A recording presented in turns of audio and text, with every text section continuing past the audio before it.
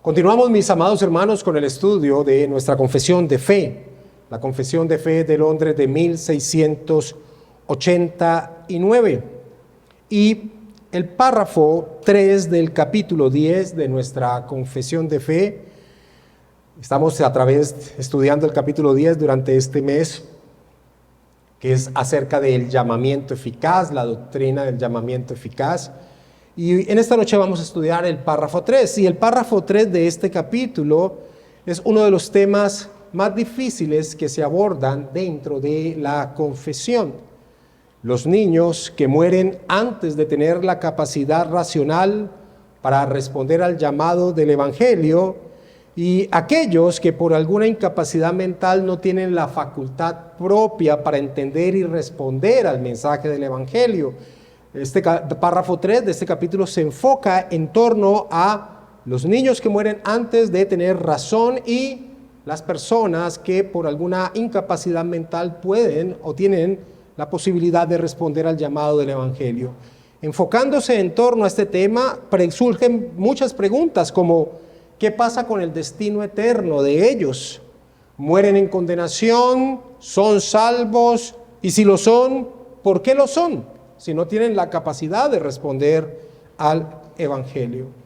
En torno a este sensible tema de este párrafo, Jane Renihan expresa lo siguiente: aunque breve, este párrafo presenta uno de los pasajes más difíciles del documento, uno que a menudo es cuestionado o incluso rechazado por quienes suscriben el resto de la confesión.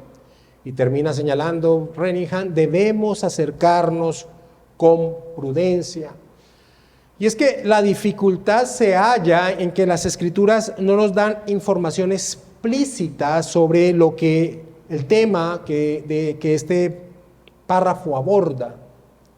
A tal punto que hombres tan amantes y defensores de la confesionalidad y de la confesión de fe bautista de 1689, hombres como Sam Waldron llegan a expresar lo siguiente. Él dice: en mi opinión, la Biblia no aborda directamente el tema de la muerte de bebés en la infancia.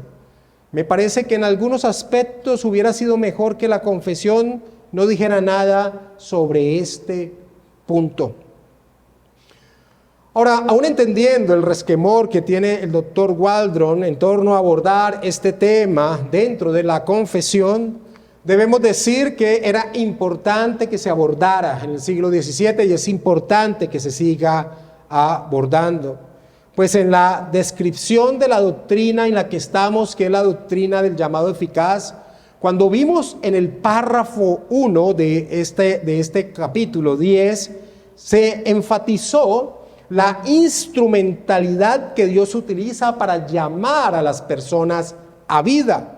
Su bendita palabra, la exposición del Evangelio y la agencia del Espíritu Santo, aplicando la verdad del Evangelio en el corazón de aquel que Dios había determinado que se uniese a Cristo antes de la fundación del mundo. Eso es lo que enfatiza el párrafo 1 de este capítulo 10 del llamamiento eficaz. Dios utiliza la predicación del Evangelio y la agencia del Espíritu Santo para aplicar eso en la vida de aquel que la escucha, dándole vida, llevándolo a creer en la verdad del Evangelio. Pero, y aquellos que no tienen la capacidad racional para entender el mensaje, para apropiarse de él, sea porque mueren antes de tener esa capacidad racional o porque tienen una incapacidad cognitiva, ¿qué pasa con ellos? Este tema es muy importante. En el siglo XVII, la tasa de mortalidad infantil era elevadísima. La investigadora Hannah Newton expresa lo siguiente: durante este tiempo, casi un tercio de la población morían antes de los 15 años. Casi un tercio de la población moría antes de los 15 años. Y un teólogo del siglo XVII llamado Robert Leighton, comentando sobre el Salmo 39, versículo 5, que dice: he aquí, diste mis días término corto, y mi edad es como nada delante de ti. Ciertamente es completa vanidad todo hombre que vive. En torno a ese pasaje, el Salmo 39:5, este teólogo del siglo XVII, Robert Leighton, expresó: no necesitamos metros para medir nuestra vida. Cada uno lleva consigo una medida en su propia mano. Y esa es la medida más larga y completa de vida que puede alcanzar. El salmista no la define como un periodo, como podría haberse definido la vida de los patriarcas en los comienzos de la historia, que vivían cientos de años, sino que la contrae ahora a la medida justa de una mano, un palmo. Y concluye, y esta es la parte que quiero resaltar del comentario de Leighton: ¿y cuántos no llegan siquiera a eso? De ese palmo, muchos no alcanzan a vivir la anchura de un dedo. Miles pasan directamente del vientre a la tumba, y buena parte de los que sobreviven terminan su existencia dentro del curso de la infancia. Este es un hombre del siglo XVII. Miles, la mortalidad infantil en el siglo XVII era elevadísima, elevadísima. El teólogo, y esto lo saqué de El Tesoro de David, del volumen número 1, en torno al comentario a este salmo, el teólogo que hace la referencia a este comentario, un teólogo actual, comenta lo siguiente. Dice: el lector debe tomar en consideración que esto fue escrito en el siglo XVII, cuando la mortalidad infantil, dice, era abrumadora. Así que este tema no está por casualidad allí. Es un tema que se tenía que abordar. Por difícil que fuese, era un tema que se tenía que abordar. Así que la muerte de los infantes, antes de tener capacidad racional, y de aquellos con incapacidades mentales, era una cuestión pastoral que debía abordarse. Tal vez en el día de hoy no tengamos tasas de mortalidad tan altas, tan elevadas como en el siglo XVII, tasas de mortalidad infantil. Pero sin duda, padres cristianos pierden a sus hijos en estas tempranas edades, y es importante que tengan algún tipo de respuestas a las inquietudes que naturalmente surgen. Entendiendo esto, es que podemos dar la importancia a este párrafo 3 de este capítulo 10, que habla acerca del llamamiento eficaz. Pero antes de abordar en sí el párrafo 3, nosotros tenemos que hacer un contexto teológico que está vinculado directamente con este tema. Y ese contexto es que la Escritura nos enseña que todos los hombres nacemos bajo el pecado original, es decir, bajo las consecuencias que se recibieron a causa de haber sido transgredido el pacto en el Edén. Todos los hombres nacen en esa condición. David expresa en el Salmo 51, versículo 5. Vamos a apagar los celulares, por favor. He aquí en maldad he sido formado, y en pecado me concibió mi madre. Desde su concepción, David es un hombre, es un ser pecador. No solo David, el hombre es un ser pecador. El Señor Jesucristo contrasta la condición natural del hombre y su necesidad de tener vida espiritual al decir en Juan 3:6: lo que es nacido de la carne, carne es, y lo que es nacido del espíritu, espíritu es. El apóstol Pablo expone el porqué de dicha condición al mirar al Edén y el fracaso de nuestro padre Adán, y cómo en él todos los hombres pecamos. Somos considerados pecadores, transgresores de ese pacto desarrollado en el Edén, porque él era nuestro representante. Pablo dice: por tanto, como el pecado entró en el mundo por un hombre, y por el pecado la muerte, así la muerte pasó a todos los hombres, por cuanto todos pecaron. También el apóstol Pablo expone que desde nuestra concepción somos hijos de ira, separados de la gloria de Dios, y éramos por naturaleza, es decir, nuestra condición normal desde el nacimiento, éramos por naturaleza hijos de ira, lo mismo que los demás. Así que, como vimos en la escuela dominical del día del Señor pasado, la mejor descripción del hombre es que es un ser miserable desde su nacimiento. Es un ser miserable, es la mejor descripción, un ser miserable desde su nacimiento. Ya en el estudio que hemos venido realizando de la confesión de fe, este punto ha sido abordado en el capítulo 6, que habla acerca de la caída del hombre, de su pecado y castigo. En el párrafo 3 de ese capítulo 6 se ha expresado lo siguiente, acerca de nuestros padres en el Edén. Dice, siendo ellos la raíz de todo el género humano y estando por designio de Dios en lugar y en representación de toda la humanidad, y esta es la parte que me interesa, la culpa del pecado fue imputada y la naturaleza corrompida fue transmitida a toda su posteridad, que desciende de ellos por generación ordinaria, siendo ahora concebidos en pecado y siendo por naturaleza hijos de ira, esclavos del pecado, estando sujetos a la muerte y a todas las demás miserias espirituales, temporales y eternas, a no ser que el Señor Jesús los libre. Así que todos los hombres desde su nacimiento nacen en este estado, culpables y corruptos. Todos culpables y corruptos. Y eso es lo que conocemos como la doctrina del pecado original,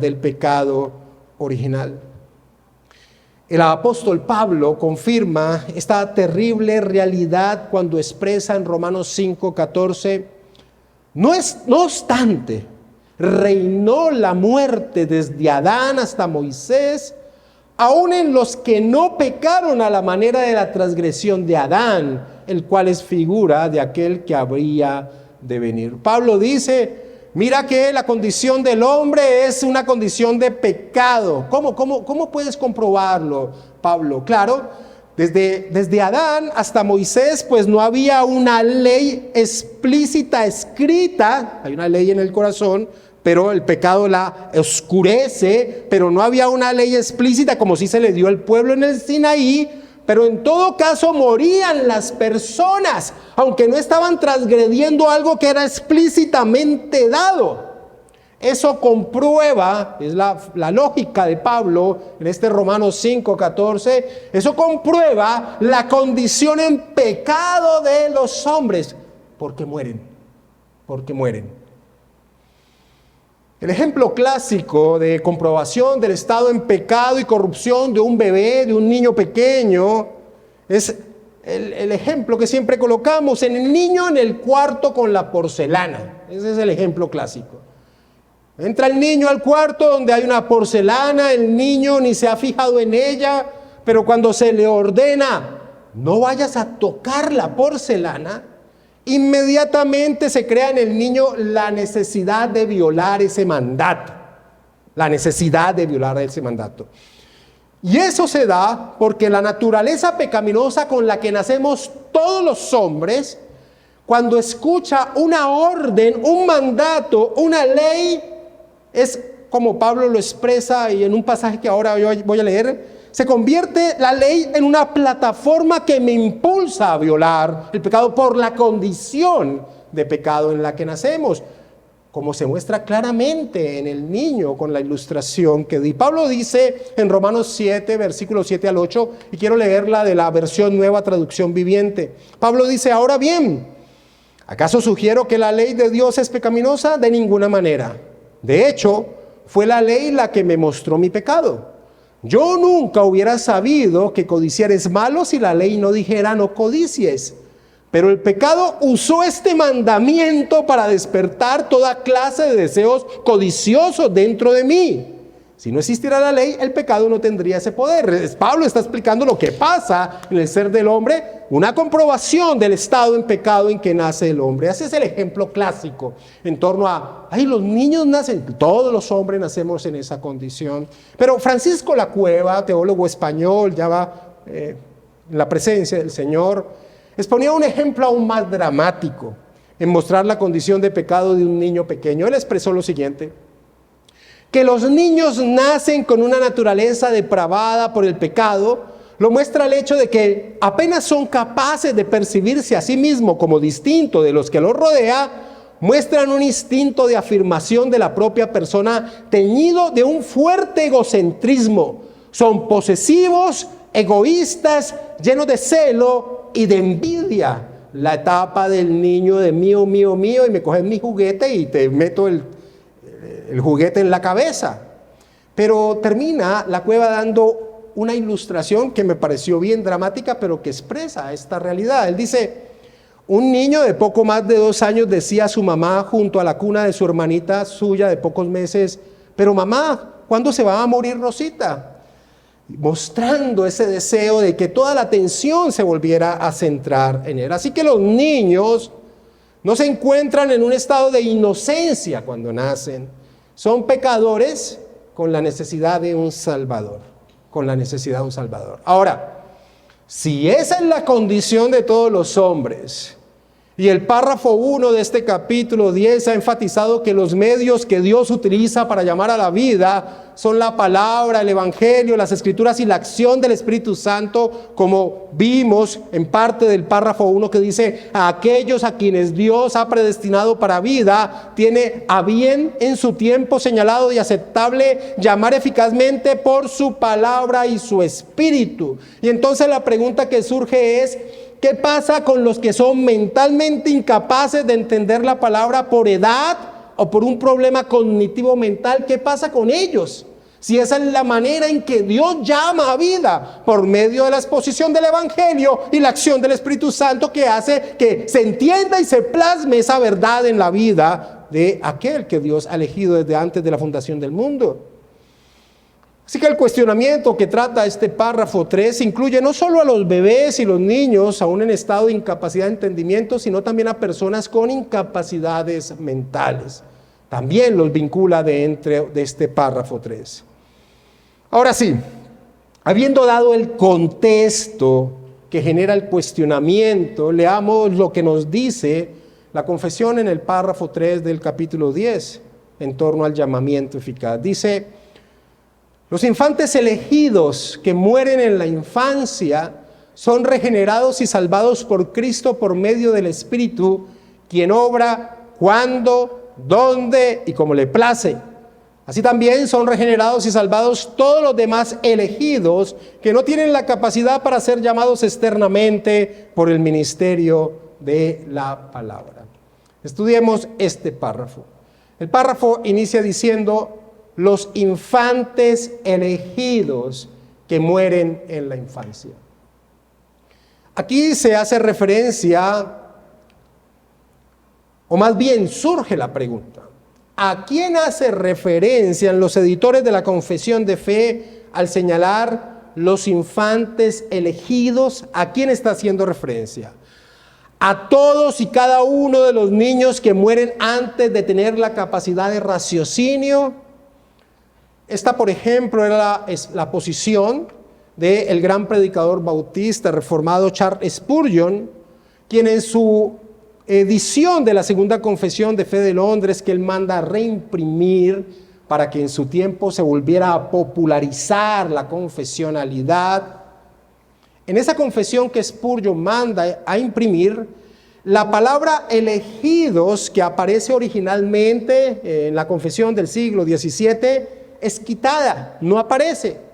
Spurgeon no la coloca, sino que simplemente dice: los infantes que mueren en la infancia son regenerados y salvados. Así que en torno a este inicio de expresión, para Spurgeon se vinculaba a todos los niños que mueren en la infancia. A todos los niños que mueren en la infancia. Pero está la otra posibilidad. ¿A qué se refiere esa palabra elegidos? ¿Solo a algunos niños que mueren en la infancia? Bueno, es claro lo que intentaron hacer nuestros hermanos puritanos. Al reconocer que las Escrituras no aborda el tema directamente, nuestros hermanos puritanos se inclinaron a ir no más allá de lo que la doctrina de la elección y predestinación les permitía. Por eso expresaron los infantes elegidos, los infantes elegidos. Es decir, algunos niños que mueren están entre los elegidos. Algunos niños que mueren están entre los elegidos. Se cobijaron bajo la doctrina doctrina de la elección y la predestinación. Eso fue lo que hicieron ellos. Como la Escritura no habla directamente de este tema, ellos se cobijaron bajo la doctrina de la elección y la predestinación. En su famosa obra, Una cadena de oro, William Perkins dedica un breve capítulo a la cuestión de la salvación infantil. Este párrafo 3 del capítulo 10 es igual en la Confesión de Westminster, en Saboya y en la Confesión Bautista de Londres, con una sola diferencia en Saboya ínfima, pero es la misma. Por eso coloco a William Perkins, quien expone la posición, digámoslo así, estándar, clásica de este entendimiento para los puritanos. En esa obra famosa, Una cadena de oro, un breve capítulo trata acerca de la cuestión de la salvación infantil, y Perkins dice: los infantes elegidos, ya sea que estén en el vientre de su madre antes de que nazcan o después de éste, parten de esta vida siendo injertados en Cristo de una manera secreta e inefable por el Espíritu de Dios, obteniendo la salvación eterna. ¿Cómo sucede? Una manera dice, secreta e inefable. A la forma de salvación de los infantes la llamo secreta e inefable porque carece de fe real el bebé, el que muere, para recibir a Cristo. 2. Se dice que los infantes se regeneran únicamente en cuanto a sus cualidades e inclinaciones internas, no en cuanto a los movimientos o acciones de la mente, la voluntad o los afectos. Esta era la posición típica de los puritanos del siglo XVII. Y esto se confirma por el apoyo bíblico que colocaron para enfatizar este párrafo 3. Y el apoyo bíblico lo que señala es la necesidad de un Salvador, de un nuevo nacimiento y la soberanía divina dando vida. Esa es lo que enfatiza los pasajes bíblicos que colocan como soporte a este párrafo 3. Los pasajes bíblicos que los editores presentan son Juan capítulo 3, versículo 3 al versículo 6, donde el Señor Jesucristo enfatiza la necesidad del nuevo nacimiento para ser parte del reino de Dios. Allí en el Evangelio vemos que el Señor Jesucristo dice: respondió Jesús a Nicodemo y le dijo: de cierto te digo que el que no naciere de nuevo no puede ver el reino de Dios. Respondió Jesús: de cierto te digo que el que no naciere de agua y del Espíritu no puede entrar en el reino de Dios. Lo que es nacido de la carne, carne es, y lo que es nacido del Espíritu, Espíritu es. Un énfasis de nuestro Señor en torno a la necesidad del nuevo nacimiento. Pero el siguiente texto de prueba que presentan los editores de la confesión resalta que el nacimiento espiritual, el nuevo nacimiento, la regeneración, es una obra de la soberanía divina inescrutable para el hombre. Juan 3:8. El viento sopla de donde quiere y oyes su sonido, mas ni sabes de dónde viene ni a dónde va. Así es todo aquel que es nacido del Espíritu. Este es el soporte escritural que utilizaron los editores de la confesión, los editores de las tres confesiones, los redactores de las tres confesiones del siglo XVII. Como expresa Jane Renihan, uno notará que los textos de apoyo para este párrafo no apuntan a versos debatidos sobre el estado de los infantes, sino más bien a las palabras de Jesús a Nicodemo sobre la soberanía del Espíritu que se mueve en la vida de las personas como le place. Y Waldron expresa: este pasaje, aunque establece claramente que Dios puede regenerar a quien le plazca, no dice nada acerca de si regenera a algunos o a todos los niños que mueren en la infancia. Así que para los editores de nuestras confesiones del siglo XVII, Westminster, Saboya y la Segunda Confesión de Londres, la base de la salvación de los niños elegidos y los incapacitados mentales elegidos es la soberanía divina quien los eligió a ser beneficiarios de la obra de nuestro Señor Jesucristo. No sobre una base de inocencia o no pecaminosidad, pues no existe tal base de inocencia o no pecaminosidad. Eso es lo que hacen los editores de la confesión. Enfatizan la obra soberana de Dios y se protegen, se cubren bajo la doctrina de la elección y la predestinación. Es común cuando se aborda este tema que se presenten pasajes que confirman que el Espíritu Santo puede actuar o actuado en el ser de los niños aún antes de nacer. Un ejemplo clásico es el nacimiento de Juan el Bautista. Un ángel le dice al padre de Juan el Bautista lo siguiente: porque será grande delante de Dios, no beberá vino ni sidra y será lleno del Espíritu Santo aún desde el vientre de su madre. Este pasaje muestra la acción del Espíritu Santo aún antes de que alguien nazca. También vemos cómo el Señor nuestro Dios le dice al profeta Jeremías en Jeremías 1:5: antes que te formase en el vientre te conocí, y antes que nacieses te santifiqué, te di por profeta a las naciones. Estos son pasajes clásicos para tratar de mostrar apoyo bíblico de la acción del Espíritu Santo aún en bebés antes de nacer. Pero la realidad es que en torno al tema que trata la confesión en este párrafo, estos pasajes no son concluyentes porque, como bien lo expresa Sam Waldron, incluso dejando a un lado las preguntas serias sobre el significado de estos pasajes, el problema sigue siendo que ni Juan el Bautista ni Jeremías murieron en la infancia. Así que no son pasajes que podamos nosotros referenciar con fuerza en torno a este párrafo. Otro pasaje comúnmente que se presenta es 2 de Samuel, capítulo 12, versículo 23, en torno a las palabras que da David cuando su bebé ha muerto. Y David dice: yo voy a él, mas él no volverá a mí. Y se pregunta uno, ¿a qué se refiere David? ¿A que su hijo ha ido al cielo y él va detrás de su hijo? ¿O que su hijo ha descendido al sepulcro y él también descenderá al sepulcro? El contexto escritural nos permite afirmar que David no se está refiriendo aquí a la salvación, sino al destino de todos los hombres, la muerte, el sepulcro. Job, por ejemplo, en el libro de Job encontramos en el versículo 8 y 10 del capítulo 7: los ojos de los que me ven no me verán más, fijarás en mí tus ojos y dejarás de ser. Como la nube se desvanece y se va, así el que desciende al Seol no subirá, no volverá más a su casa, ni su lugar le conocerá más. O Eclesiastés capítulo 3, versículo 20: todo va a un mismo lugar, todo es hecho del polvo y todo volverá al mismo polvo. Así que lo más posible es que David esté refiriéndose que él irá al sepulcro, pero que el niño no irá del sepulcro a él. Así que este pasaje también nos sirve de apoyo al tema que aborda la confesión, porque hay una interpretación con mucha más fuerza en su contexto en torno al significado. Así que sobre este tema señalamos que las Escrituras guardan silencio.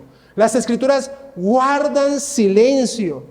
Y lo que hacen los editores de la Confesión de Fe y lo que hacemos nosotros es apoyarnos en la benevolencia divina, en su actuar soberano, lo cual llena de esperanza a los padres que necesitan alguna respuesta en torno a estas preguntas.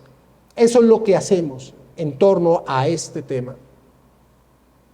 Es importante observar las palabras de un hermano presbiteriano como Jake Williamson, pues él expone la posición central y confesional de nuestros hermanos presbiterianos reformados. Él dice: existe una limitación estricta sobre lo que podemos legítimamente decir en este asunto.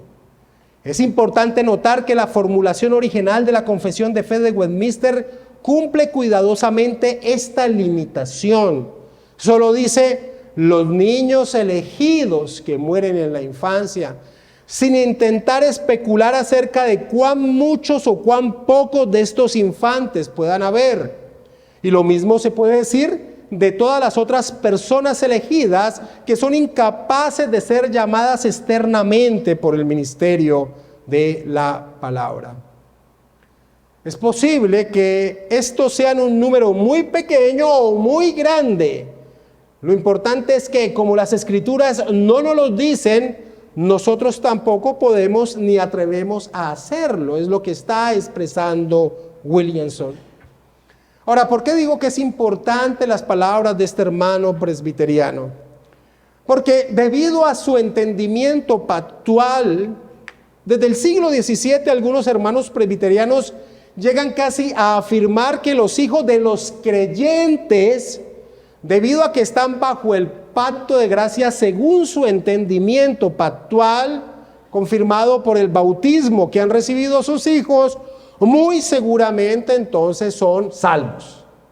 El teólogo presbiteriano del siglo XVII, Anthony Putney, quien fue uno de los que firmó la Declaración de Westminster, señaló: ¿cómo obra Dios con los infantes elegidos que mueren en su infancia? La Escritura no habla mucho como para hacer cualquier afirmación clara y firme, pero tenemos motivos para creer que estando en el pacto se benefician de él, en torno a su entendimiento del pacto de gracia, viendo involucrados sus hijos en el pacto de gracia. Y nosotros podemos ver este pensamiento reflejado en algunos hermanos presbiterianos contemporáneos como R.C. Sproul. R.C. Sproul decía: creemos que aquellos hijos de creyentes que mueren en la infancia son contados entre los redimidos. Confiamos que Dios mostrará su gracia especial sobre ellos que no tienen la capacidad de estar expuestos al Evangelio. No es por causa de su inocencia, sino por la gracia de Dios que son recibidos en el cielo. Así que este entendimiento pactual de nuestros hermanos presbiterianos ha hecho que ellos se cobijen mucho a decir: nuestros hijos son parte de los que son salvos, de los niños que mueren en la infancia. Jane Renihan, haciendo un análisis crítico de esta posición de algunos hermanos presbiterianos, comenta: el punto de vista de Putney basa la salvación infantil para los hijos de los creyentes en su condición de hijos del pacto. Habiendo sido bautizados, tienen asegurados este estatus. Parece equipar la elección con el estado del pacto, debido a que estos hijos nacen de creyentes, son elegidos. Esto, lógicamente, no lo aceptamos, porque eso no es lo que enseña la Escritura en torno a quienes que pertenecen al pacto de gracia, claramente aquellos que han respondido al mensaje del Evangelio. Así que no. Al guardar silencio en las Escrituras sobre este tema, los bautistas del siglo XVII, quienes enfrentaron el mismo problema pastoral debido a la mortalidad infantil, coincidieron en que los infantes elegidos fueron efectivamente salvados por Cristo a través del Espíritu, pero no como resultado de un estatus basado en relaciones familiares o en acciones de los padres, como por ejemplo presentar al infante para el bautismo. Sus argumentos, como ya hemos visto que están acordes a las tres confesiones del siglo XVII, se basaron en el decreto de Dios y su misericordia, el decreto divino y su misericordia. Al guardar silencio la Biblia sobre este asunto directamente, debemos ser guiados por perspectivas generales que sí nos dan las Escrituras respecto a este tema. Y los parámetros generales que nos dan las Escrituras son: sabemos que Dios es bueno y justo, sabemos que Dios opera soberanamente y sabemos que todo hombre nace en pecado, culpable y corrupto. Esos son los parámetros generales que nos da la Escritura. Así que en torno a este tema es esto lo que podemos afirmar. Si algunos niños o todos los niños que mueren en la infancia son salvos, o si algunos o todos los incapacitados mentalmente son salvos, se debe única y exclusivamente a la gracia de Dios, quien aplica la salvación ganada por Cristo Jesús. Eso es lo que podemos nosotros señalar. Y así, de esa manera, lo asumieron los bautistas del siglo XVII. Christopher Blackwood, un destacado escritor de la primera generación de los bautistas, escribió lo siguiente: en primer lugar, la Escritura no nos ha revelado nada claramente acerca de la salvación o condenación de los niños. Segundo, por cuanto no hay nombre bajo el cielo por el cual las personas puedan ser salvadas, sino por Cristo, y por cuanto los niños son culpables del pecado original, entonces es muy probable que los niños, así como otros, se salven por la presentación de la satisfacción de Cristo a la justicia de Dios por el pecado original. Esta satisfacción es una sola, pero hay una doble manera de aplicarla: por creer en aquellos que son capaces de creer, y sin creer se aplica esta satisfacción para los niños moribundos en virtud de la elección y la gracia gratuita de Dios a la justicia de Dios.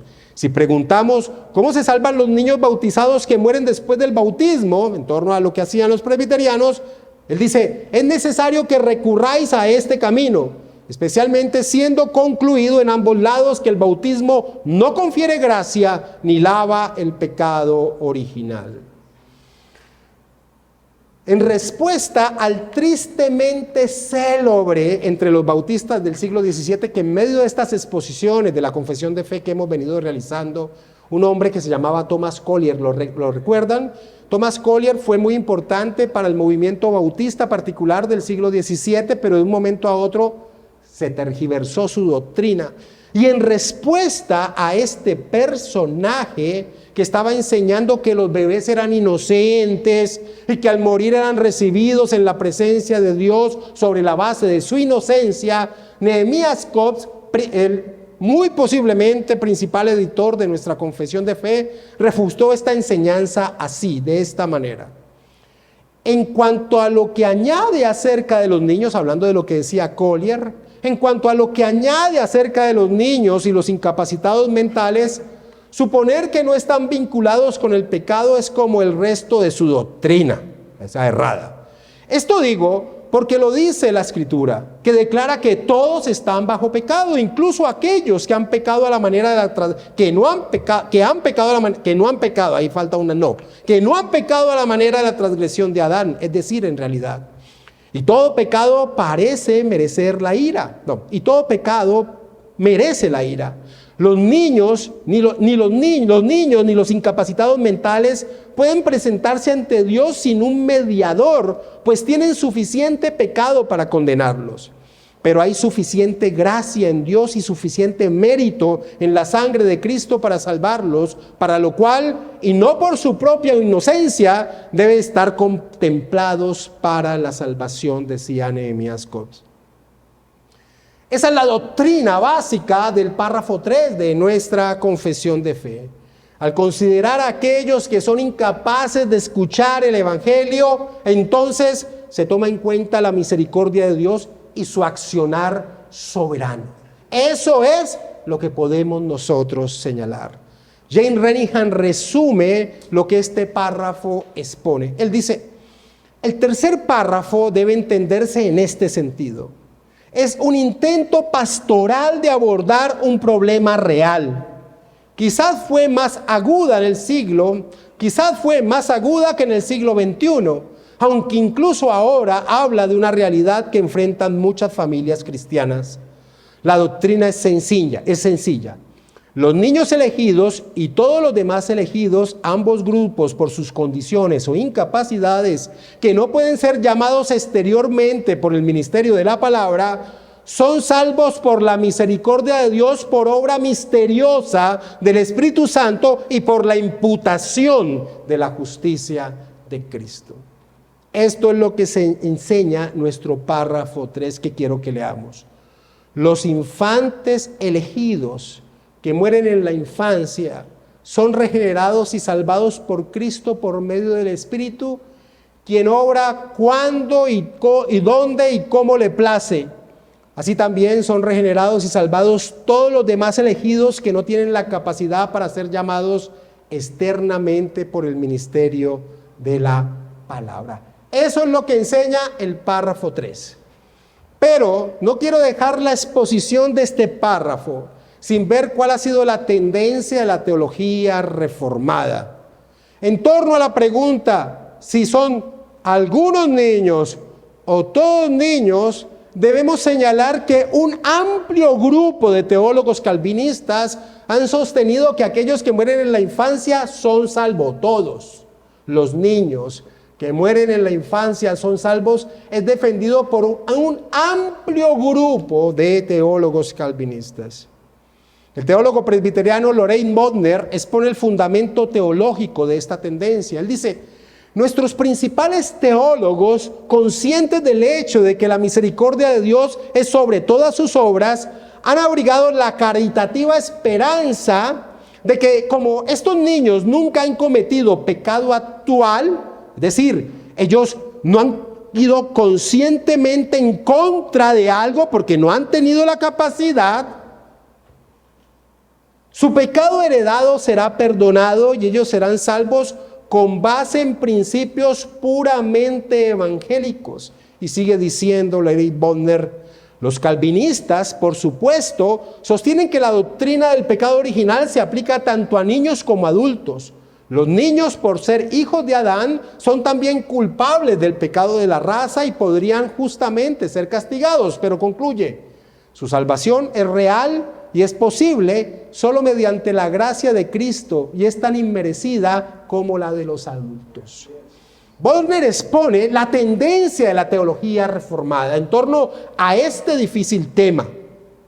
Los puritanos se protegieron en su celo en torno a decir lo que la elección y la predestinación divina señala. No cerraron el camino a que fuesen todos los niños, pero enfatizaron la doctrina de la predestinación y la elección, de la elección y predestinación. Pero la tendencia de la teología reformada es decir que todos los niños que mueren en la infancia son salvos. B.B. Warfield lo expresó de esta manera. El destino de estos es determinado por el decreto incondicional de Dios. Este decreto no depende para su ejecución de una obra de ellos. Dios imparte la salvación a estas criaturas aplicando incondicionalmente a sus almas la gracia de Cristo mediante la operación inmediata e irresistible del Espíritu Santo antes y aparte de alguna obra. Y si la muerte en la infancia depende de la providencia de Dios, entonces ciertamente Dios en su providencia quien escoge a esta vasta multitud para que sean partícipes de su salvación incondicional. Esto no es sino decir que están incondicionalmente predestinados a la salvación desde la fundación del mundo, señala Warfield. Warfield señala que todos los niños que mueren en la infancia han sido predestinados para ser salvados por Cristo. Eso es lo que señala Warfield.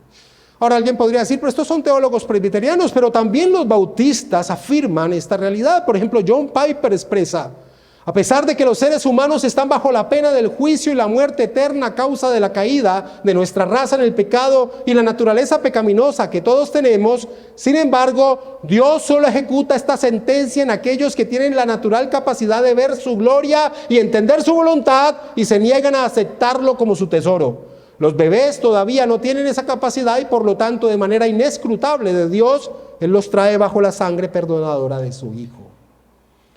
Y en un sermón titulado Tergiversaciones del Calvinismo eliminadas, el pastor bautista reformado Charles Spurgeon decía: nosotros decimos, en lo que respecta a los niños, que la Escritura dice muy poco, y por lo tanto, donde la Escritura guarda silencio, ningún hombre puede determinar algo dogmáticamente. Pero dice Spurgeon, pero creo que hablo en nombre de todo el cuerpo de calvinistas. Sostenemos que todos los niños son elegidos de Dios y por lo tanto son salvos. Yo creo que el Señor Jesús, que dijo, de los tales es el reino de los cielos, diaria y constantemente recibe en sus brazos amorosos esos seres sensibles que solo se muestran y luego son arrebatados al cielo. Y aunque no es un teólogo reformado, sí es un teólogo calvinista, John MacArthur escribe un libro sobre este tema que se llama Seguro en los brazos de Dios, y él expresa: la Biblia siempre se refiere a los habitantes del infierno como si fueran los que deliberadamente cometieron pecado y rebelión. Los bebés no tienen ninguna rebelión voluntaria o incredulidad. Nunca han suprimido la verdad, no tienen la comprensión del impacto, las consecuencias del pecado, no tienen un comportamiento degradado y no tienen capacidad de elegir la salvación. Así que la tendencia de los teólogos reformados es afirmar que en torno a ese elegido se vincula a todos los niños que mueren en la infancia. Así ha sido la tendencia de los teólogos reformados. Pero quiero ir finalizando con los siguientes. Esa es la tendencia de la doctrina reformada. Aún en el siglo XVII con nuestros hermanos puritanos, con las tres confesiones, cuando se expresa los niños elegidos, abre un camino de esperanza a los padres. Ahora la pregunta es, ¿qué puede enseñar en torno a este sensible tema los arminianos, que hacen de la salvación una elección del hombre y no una elección de Dios? ¿Cómo pueden responder la gran mayoría de iglesias cristianas ante este cuestionamiento tan sensible en una posición teológica arminiana que hace de la elección del hombre y no de Dios la fuente de la salvación? La posición soteriológica arminiana deja sin esperanza a los padres que pierden a sus hijos pequeños. Warfield expresó: si solo una de estas criaturas que mueren en la infancia es salva, todo el principio arminiano queda trastornado. Si los niños pequeños que mueren son salvos, entonces la raza humana ha entrado a la vida por un camino no arminiano. Y Loraine Bodmer, y con esto termino, dijo: la doctrina de la salvación de los niños pequeños encuentra un lugar lógico en el sistema calvinista. En dicho sistema, la redención del alma es algo determinado infaliblemente aparte de las buenas obras, sean actuales o previstas. Esta doctrina, sin embargo, no encuentra un lugar lógico ni en el sistema arminiano ni en ningún otro. Además, en un sistema como el arminiano, que hace que la salvación dependa de un acto personal de decisión inteligente, lógicamente demandaría que aquellos que mueren en la infancia o tengan otro periodo de prueba después de la muerte a fin de determinar cuál será su destino, o sean aniquilados. Sin dudas, nuestra soteriología, al enfocarse en lo que la Escritura enseña y no en la racionalidad humana, puede dar esperanza a aquellos que pierden a un bebé o a un ser amado con una incapacidad para ser llamado por la predicación del Evangelio. Y este ha sido, mis hermanos, el párrafo 3. Vamos a orar.